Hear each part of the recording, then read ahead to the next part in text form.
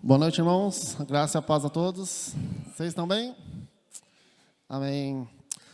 Bom, estou mais uma vez muito feliz de estar aqui.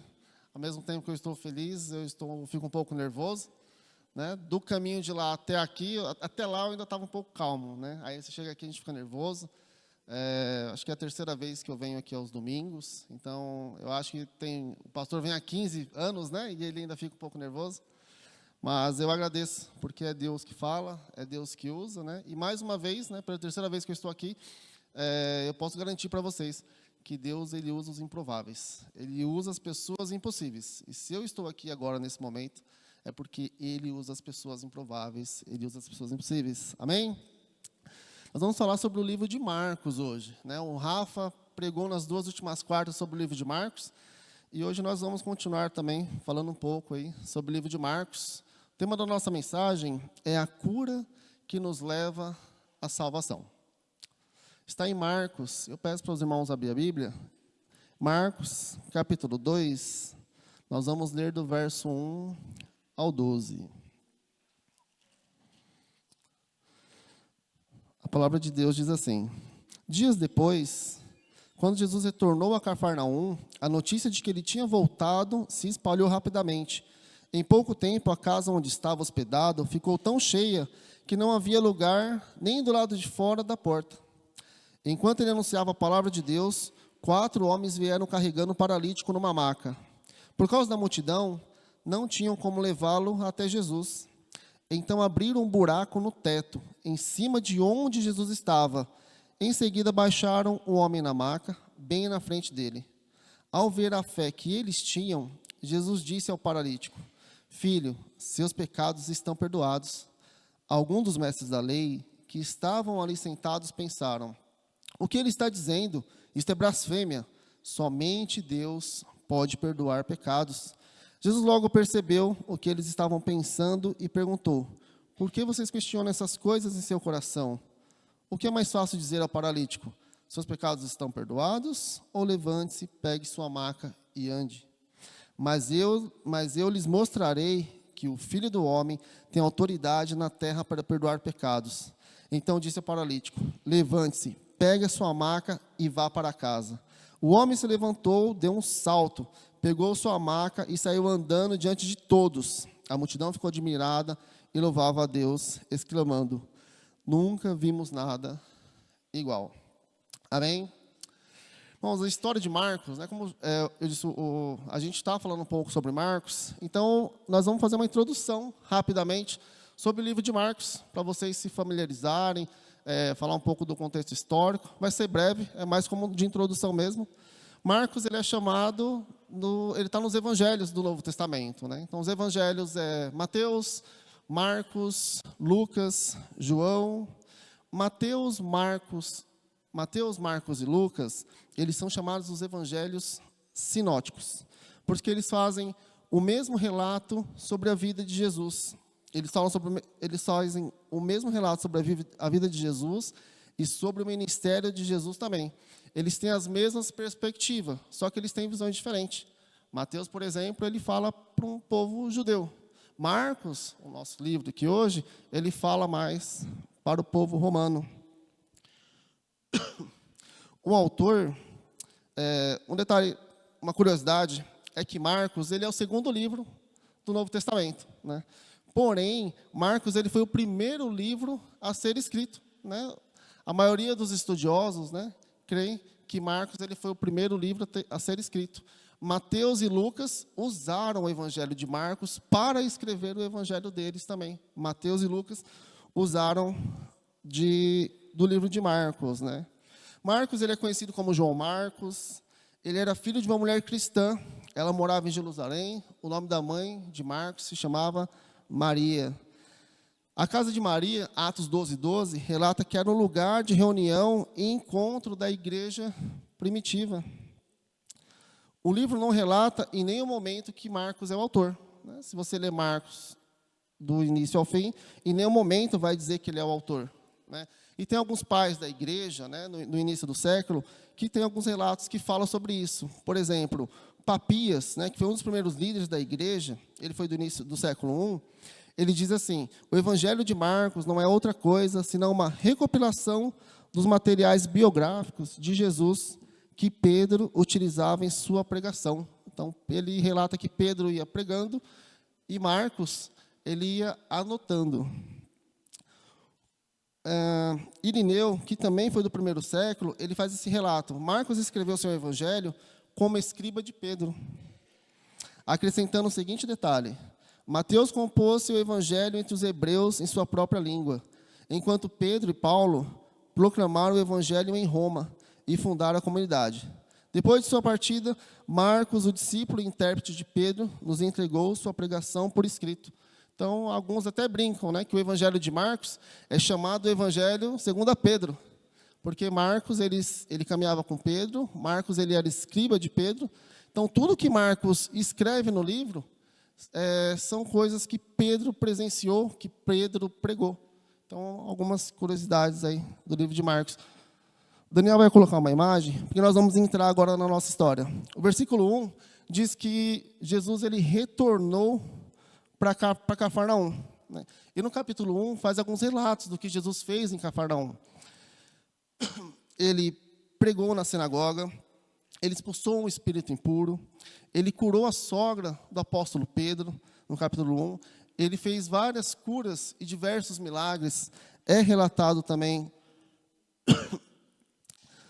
no capítulo 1. Então, Cafarnaum, para curiosidade, também era a casa do apóstolo Pedro. Marcos 1:29 diz que em Cafarnaum morava Pedro. Então, alguns acreditam que nessa história que nós vamos falar, a casa em que Jesus estava era a casa do apóstolo Pedro. Alguns acreditam que era a casa de Jesus, mas a maioria acredita que era a casa de Pedro, né? Desses versículos, irmão, nós vamos refletir hoje sobre 3 ensinamentos que eles nos trazem. O primeiro ensinamento vai falar sobre as características de uma verdadeira amizade. Eu pedi para colocar a foto da casa, porque eu vou falar mais ou menos de como funcionava aquela casa na época de Jesus. Só para vocês entrarem um pouco na história, porque vocês vão ver na imagem, aí vocês conseguem se familiarizar um pouco melhor.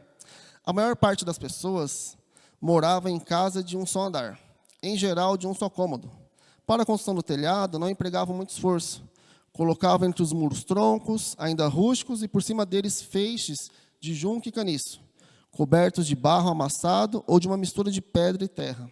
Era massa imprensada e endurecida. Ao sol, prestava-se perfeitamente para o telhado durante o período do calor.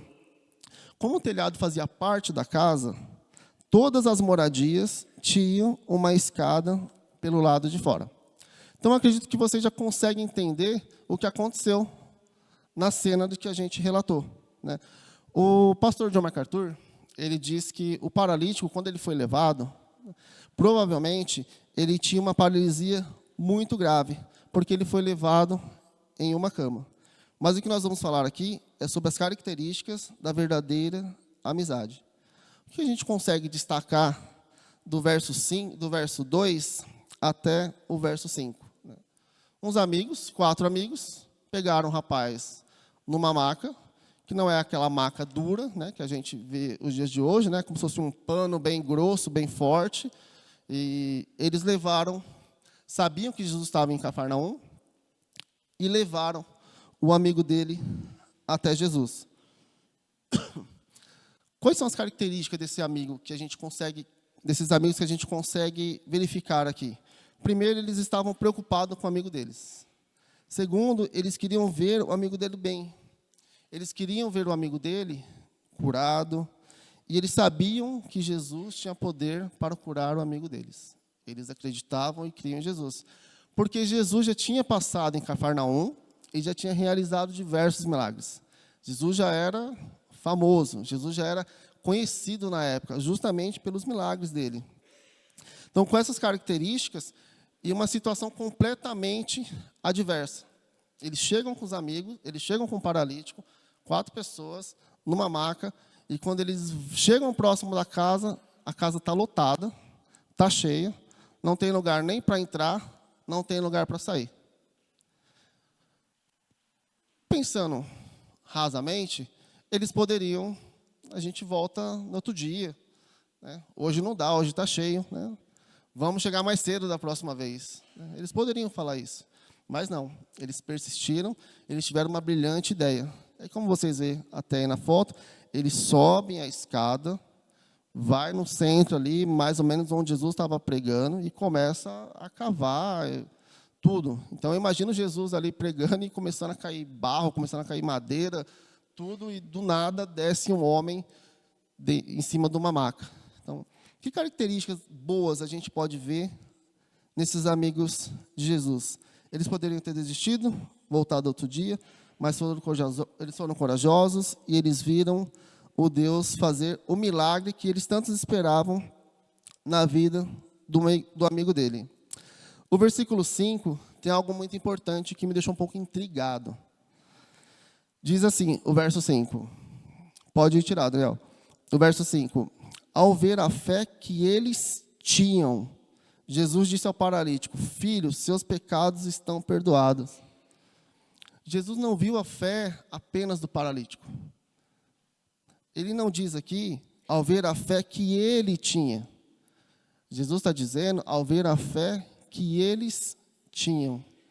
O quão é importante a amizade, né? O quão é importante você orar pelo seu irmão, pelo seu amigo, pelo seu familiar. Ou o quão importante é você ser um exemplo para o seu amigo. Ou o quão importante é você persistir em falar de Jesus para o seu amigo. Porque, por incrível que pareça, a sua fé aproxima o seu amigo de Jesus. Se você ora pelo seu filho, por um parente, por um amigo, por um vizinho, por alguém que você acha que é completamente perdido, não desista, porque a sua fé pode fazer ele se aproximar de Jesus.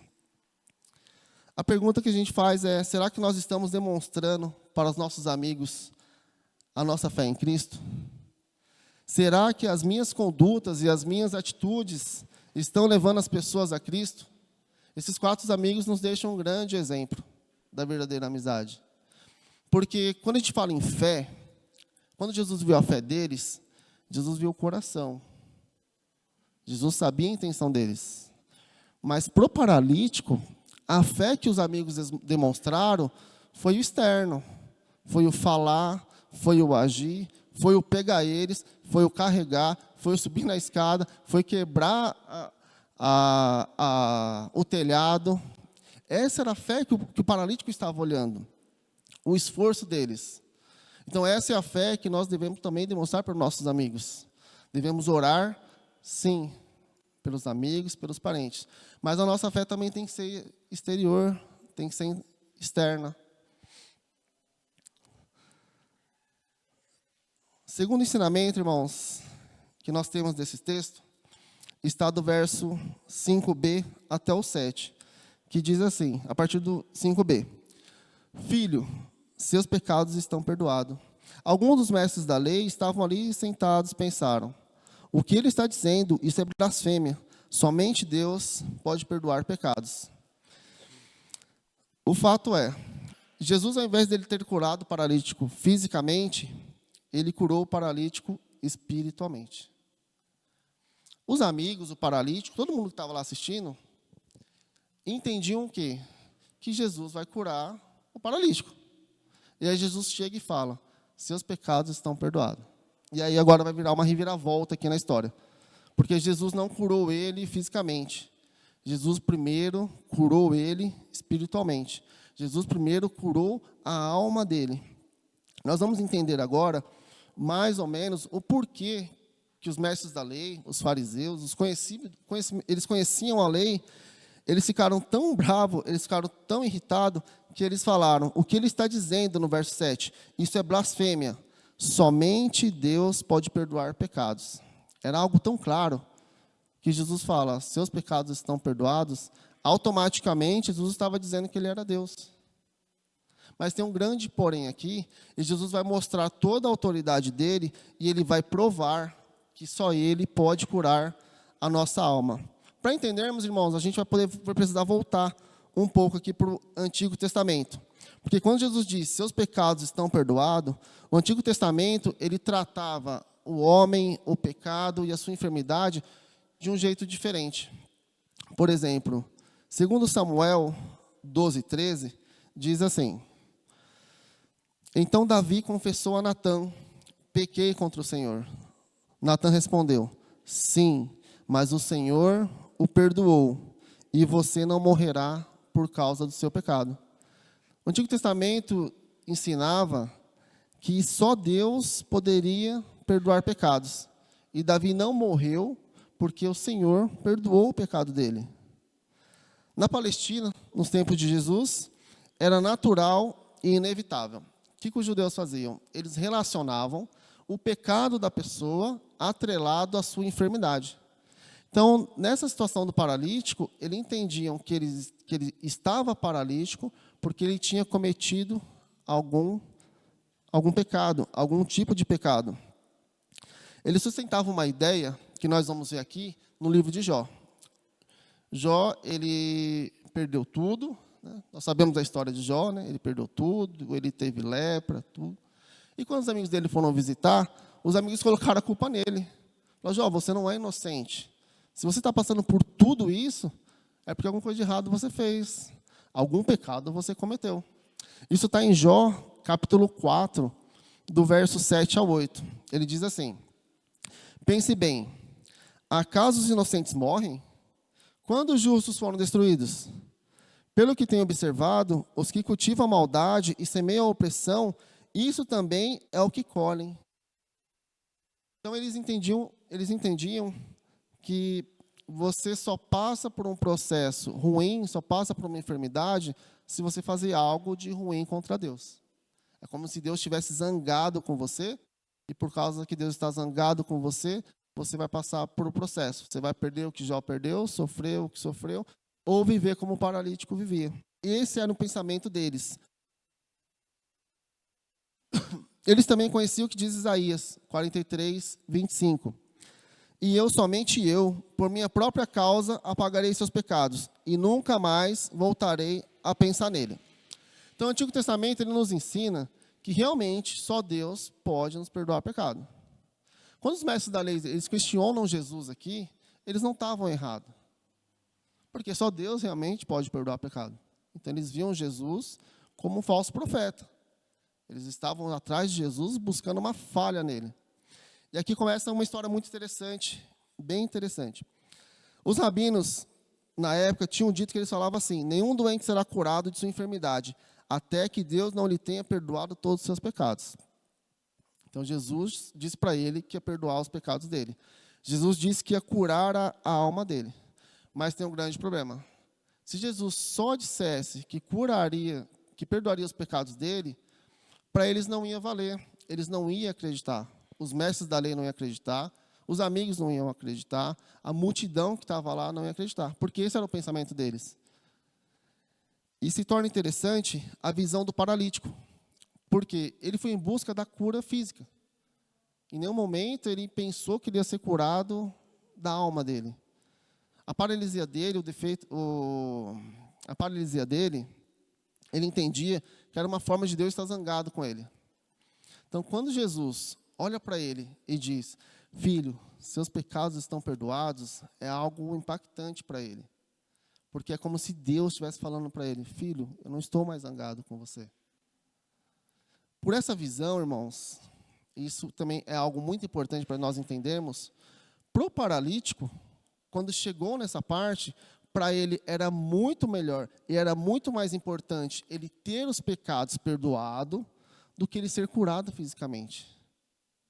Para ele era muito mais importante ter os seus pecados perdoados do que ele ter a enfermidade dele física curada. Para o paralítico ter os pecados perdoados, poderia ser mais importante. Ou seja, quando Jesus diz a você, filho, é para vocês, seus pecados estão perdoados, ele está dizendo que há algo muito mais grave do que a sua dor física, do que o seu problema financeiro, do que o seu problema familiar, do que o seu problema com o irmão. Ele está dizendo que há algo muito mais grave que ele quer tratar. Há o seu problema espiritual, há algo muito mais grave que ele quer tratar. O que Jesus está dizendo é que quando ele diz seus pecados estão perdoados, o seu maior problema diante de Deus não é a sua dificuldade, não são os seus problemas. Seu maior problema diante de Deus são os seus pecados. E é isso que Jesus está dizendo para o paralítico. É como se ele falasse: calma, que eu vou chegar lá. Mas primeiro, o seu problema é muito mais grave do que você imagina. E é isso que nós temos que refletir. Às vezes nós estamos com vários problemas, nós temos vários problemas, nós temos nossas dificuldades. Mas se primeiro nós não tratarmos com Deus os nossos pecados, não adianta você buscar a sua cura física, buscar o seu emprego novo, não adianta você buscar mudar a sua situação no seu casamento, na sua família. Se você não tratar com Deus os seus pecados, pode ser que seja em vão. Então, o nosso maior problema com Deus é os nossos pecados. É o pecado que nos distancia de Deus, é o pecado que nos leva para um lugar chamado inferno. Se tem uma coisa que o pecado faz, é nos levar para um lugar chamado inferno. Não adianta sermos curados fisicamente de qualquer doença. Se você não for curado dos seus pecados através do sangue de Jesus, se você não for curado do seu pecado pelo que Jesus fez na cruz, é em vão. Automaticamente você está perdido. O Warren Wiersbe, ele faz um comentário bem interessante. O perdão é o maior dos milagres realizados por Jesus. Ele supre a maior das necessidades. Ele custa o mais alto preço e traz maior das bênçãos os resultados mais duradouros. Não há maior necessidade nesta vida do que ter seus pecados perdoados por Jesus. Amém? Não há maior necessidade nessa vida do que você ter seus pecados perdoados por Jesus. Então, Jesus, ele quer curar a sua alma. Terceiro ensinamento que nós temos é que em Jesus há perdão. Primeiro nós entendemos o que os mestres da lei estavam questionando Jesus, né? Falando que ele estava blasfemando. E até esse ponto eles estavam certos. Eles não estavam errados. Porque só quem perdoa pecados é Deus, né? E aí Jesus, do verso 8 ao 12, ele entra em conflito com os mestres da lei. E Jesus, ou ele coloca ele mesmo em xeque, ou ele vai colocar os mestres da lei em xeque. Porque o que Jesus vai falar, e o que ele vai perguntar, se ele não cumprisse com o que ele falou, ele ia sair de lá com certeza apedrejado. Mas se ele cumprisse o que ele falou, se ele respondesse e fizesse o que ele falou, ele ia sair de lá como Deus Todo-Poderoso e Salvador, que foi Jesus. Verso 8 ao 12, diz assim: Jesus logo percebeu o que eles estavam pensando e perguntou: por que vocês questionam essas coisas em seu coração? O que é mais fácil dizer ao paralítico: seus pecados estão perdoados? Ou levante-se, pegue sua maca e ande. Mas eu lhes mostrarei que o Filho do Homem tem autoridade na terra para perdoar pecados. Então disse ao paralítico: levante-se, pegue sua maca e vá para casa. O homem se levantou, deu um salto, pegou sua maca e saiu andando diante de todos. A multidão ficou admirada e louvava a Deus, exclamando: nunca vimos nada igual. O que é interessante é que Jesus, ele diz no verso 8, que ele conhecia o coração dos mestres da lei. Eles não falaram, ele está blasfemando. Eles pensaram. Jesus automaticamente conhece o coração deles, conhece a mente deles. O argumento é que realmente perdoar pecados é bem mais fácil falar do que você falar para um paralítico andar. Qualquer pessoa que estava lá poderia falar: seu pecado está perdoado e está tudo certo. Não preciso provar, qualquer pessoa poderia chegar e falar: seus pecados estão perdoados e resolvia. Mas se ele falasse isso, só isso ele estaria blasfemando, porque ele estaria se colocando num lugar que só pertence a Deus. E aí ele diz, o Salmo 103:3, que eu não pedi para colocar, diz assim, Salmo 103:3, ele perdoa todos os meus pecados e cura todas as minhas doenças. Só Deus pode perdoar todos os seus pecados. Só Deus pode curar todas as suas doenças. Quando Jesus chega no paralítico e diz, como no verso 11, levante-se, pegue sua maca e vá para casa. Quando o homem se levanta e ele dá um salto, Jesus ali, ele está mostrando toda a sua autoridade. Jesus ali, ele está mostrando todo o seu poder. Jesus está confirmando que aquele paralítico teve os seus pecados perdoados. O poder de Jesus, a autoridade de Jesus, demonstrada nesses versículos, é algo incrível. Foi bem no começo do ministério dele, como Marcos relata. Então, ele coloca os mestres da lei aqui em apuro. Ele perdoa os pecados do paralítico, mas isso não era suficiente para autenticar a sua autenticidade, a sua autoridade e a sua divindade. A multidão não se conteve. Então, agora a gente imagina a cena. Aquela casa, a casa lotada, o telhado quebrado, gente de fora, sem saber o que está acontecendo, ali dentro aquela muvuca. Os mestres da lei, como eles tinham autoridade lá, tinham moral, então eles poderiam entrar na casa e eles ficavam bem na linha de frente. Então, quando Jesus realizou esse milagre, não tinha ninguém lá de fora. Eles estavam bem na frente, estavam bem no banco da frente aqui. Então, imagina a multidão, o que está acontecendo, e todo mundo começa a gritar, todo mundo começa a exclamar, nunca vimos nada igual. Só Deus, irmãos, só Deus que pode perdoar pecados.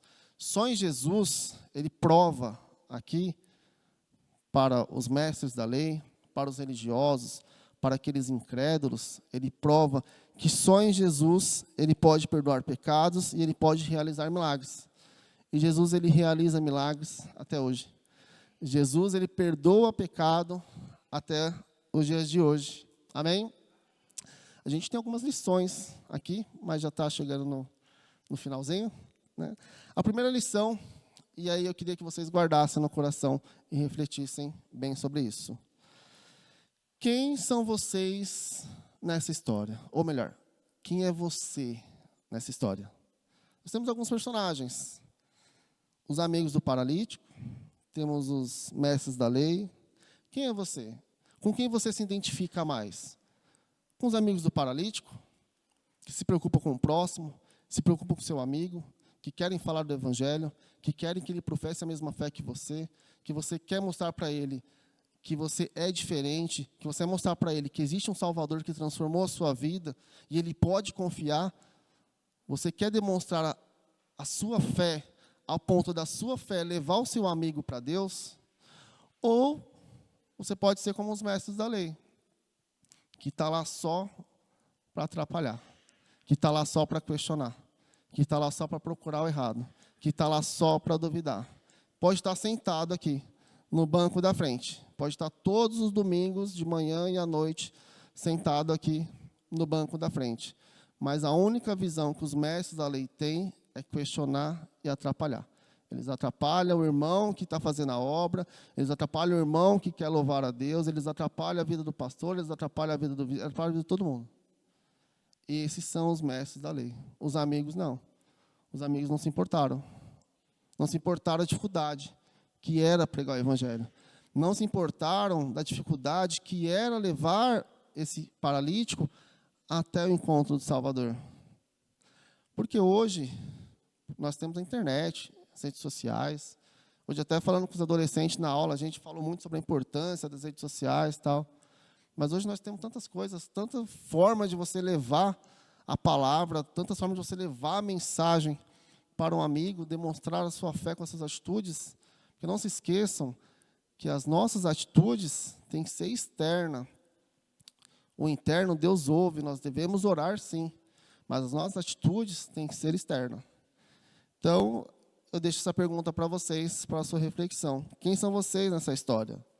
A segunda lição é se a sua fé estão fazendo os seus próximos se aproximarem de Jesus. E vocês guardem no coração também.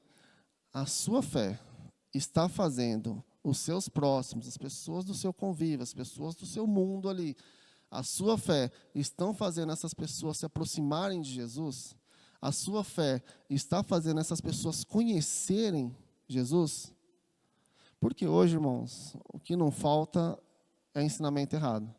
O que não falta é religião. O que não falta é a minha é certa e a sua errada. O que não falta é ensinar as crianças o caminho errado. E eu deixo a pergunta para vocês. A fé de vocês, a fé no Salvador, a fé que os amigos do paralítico teve, é essa fé que vocês têm? A fé de vocês faz os seus amigos, faz os seus próximos se aproximarem de Jesus? Refletem dessa semana para cá, de segunda até hoje.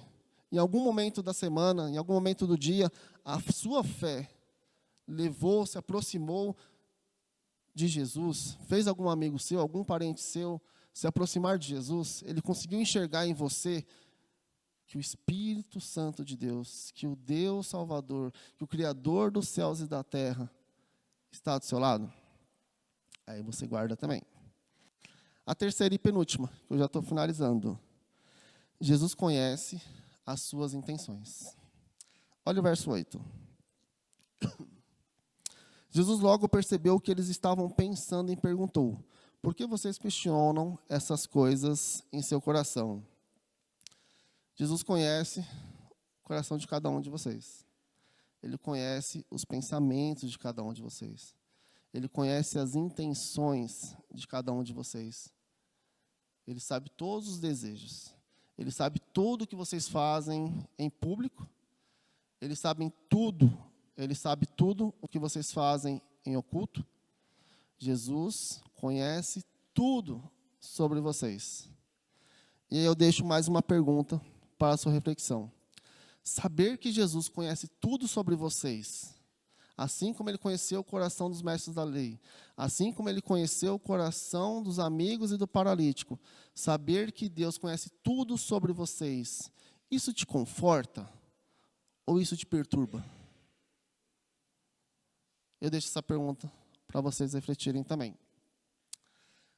E a última lição que a gente tira é que qual a cura que você está buscando em Jesus? Qual que é a cura? O que você procura em Jesus? Todos os seus problemas pessoais, seus problemas de saúde, podem ser curados por Jesus certamente. Em nenhum momento, pelo menos eu disse, que Jesus não pode curar. Ele pode curar, ele faz milagre. Nós temos um milagre aqui no nosso meio. Ele pode fazer isso. Ele pode te dar o emprego que você quer. Ele pode te ajudar a entrar na faculdade. Ele pode restaurar a sua família. Ele pode trazer seu filho. Ele pode fazer o que ele quer. Jesus, ele ainda faz milagres. Ele também perdoa pecados, mas ele também faz milagres. Mas a cura que você tanto busca em Jesus tem que ser a cura mais importante da sua vida. E eu vou ser repetitivo um pouquinho. A cura mais importante da sua vida é o perdão dos pecados. A cura mais importante da sua vida é o perdão dos pecados. E hoje a gente vive num mundo onde as nossas obras é o nosso cartão de entrada para o céu. Mas as suas boas obras, irmãos, não perdoam seus pecados, não. O Papa não perdoa os pecados também não. Os pastores, Daniel, Tomás, também não perdoam os seus pecados. Os pastores da internet, os pastores do dinheiro, os pastores que prometem cura, coisas milagrosas, que são charlatões, eles não perdoam pecados. O único que pode perdoar pecados é Jesus.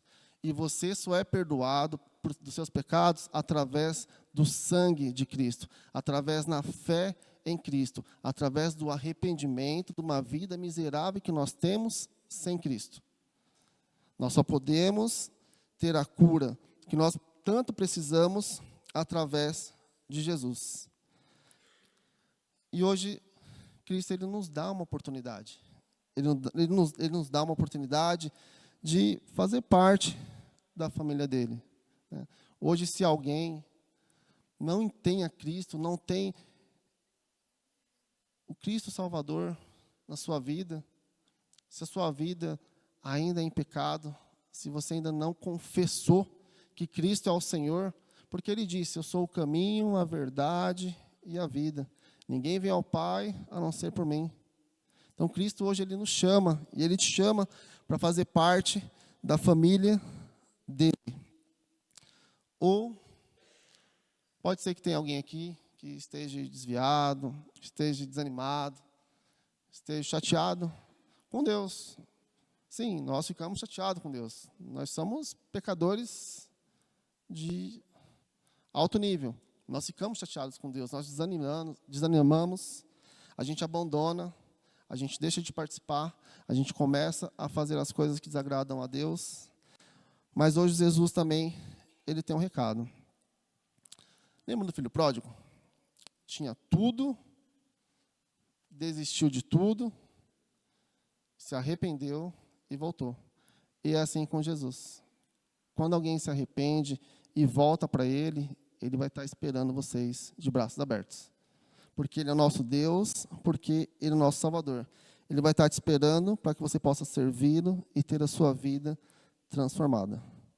Então, assim como Jesus teve o poder de curar o paralítico, hoje Ele pode atender qualquer necessidade sua. Ele pode trazer cura da enfermidade, como eu já disse, Ele pode curar a sua família, Ele pode conceder o sucesso profissional que você quer, até aquele reconhecimento que mexe no nosso ego, Deus Ele pode conceder, porque Ele pode conceder tudo o que Ele quiser. Porém, meus irmãos, e já finalizando, para Jesus, o mais importante para você, para Jesus, o mais importante para você é que você tenha nele alguém que pagou um alto preço para te salvar. Alguém que pagou um alto preço por causa dos seus pecados. Sem Jesus, você pode ganhar o mundo. Sem Jesus, você pode conquistar o que você quiser. Você pode ser o maioral. Mas sem Jesus, você não pode obter uma coisa: a vida eterna. Se conquista o mundo, mas você não conquista a vida eterna. Porque a vida eterna é só pela graça. E a graça é o amor imerecido de Jesus por nós. E isso é o Evangelho. É a graça. É o amor de Jesus por pecadores miseráveis que somos nós. Então o Evangelho não é o que você fez. O Evangelho não é o que você pode fazer. Se alguém entrou aqui esta noite se achando tal, eu estou bem com Deus, eu estou aqui porque eu estou bem com Deus, porque eu faço as coisas certas, pode esquecer. O Evangelho não é sobre o que você faz. O Evangelho é sobre o que Jesus fez na cruz por você. Jesus veio ao mundo, Ele te amou incondicionalmente, para que se você nele crê, você não perca a sua vida. Mas através da cruz, através do seu amor, você tenha a vida eterna. Amém? Curvam suas cabeças, irmãos. Vamos levar o Senhor em oração. Santo Deus, eterno Pai, Senhor, eu te agradeço por mais uma oportunidade. Te agradeço por esta noite, por este culto. Eu oro pela vida de cada um que está presente, ó Deus, por cada um que irá assistir. Que o Senhor nos traga, ó Deus, a cura, Senhor. A cura que nós precisamos, a cura dos nossos pecados, das nossas falhas. Que o Senhor use da sua graça, da sua bondade, que seu Santo Espírito, ó Deus, se faça presente na nossa vida. Abençoe a vida de cada um que está presente, ó Deus, que se alguém aqui não tem a Ti como Salvador, se alguém aqui está na condição do paralítico, Senhor, totalmente perdido, achando que o Senhor está zangado com ele por causa dos seus pecados, que ele possa ter entendido, que o seu Santo Espírito possa ter entrado no coração, que o Senhor não está zangado, que o Senhor perdoa, que há arrependimento, que há esperança, que o Senhor dá uma chance dele ter uma vida transformada e restaurada, que o Senhor dá uma oportunidade para que ele viva eternamente ao seu lado, Jesus. Que o Senhor abençoe, ó Deus, todos que estão presentes. Que o Senhor continue conosco, Senhor, nessa semana. Que o Senhor possa ter recebido o nosso culto de louvor e adoração. Que possa ter chegado no seu trono com cheiro e aroma suave. Nós estamos aqui, Senhor, não porque nós merecemos, porque nós somos indignos, nós somos falhos, mas é através do amor de Jesus, é através da cruz, desse amor incondicional. Amor, ó Deus, que eu não compreendo, Senhor, eu não consigo medir, eu não consigo, ó Deus, contar o quanto o Senhor nos amou, eu não consigo, ó Deus. E eu te agradeço, porque isso é a graça, é algo que nós não merecemos, é algo que nós não conseguimos, ó Deus, raciocinar sobre a graça. Mas nós te agradecemos, porque o seu amor é grande, a sua bondade é grande, a sua paciência é grande. Que seu Santo Espírito esteja presente na nossa vida, na nossa semana, que nós possamos ser exemplos, ó Deus, para quem não te conhece, pois é uma das formas, Senhor, de mostrarmos o Senhor para o mundo, é as nossas atitudes, é as nossas falas, quem nós somos. Porque se nós somos transformados pelo Evangelho, se nós somos transformados pelo seu Santo Espírito, nós devemos fazer o que o Senhor nos ordena, o que o Senhor nos manda, que o Senhor nos dê graça, que o Senhor nos dê paz, saúde. É que eu te peço, em nome de Jesus. Amém.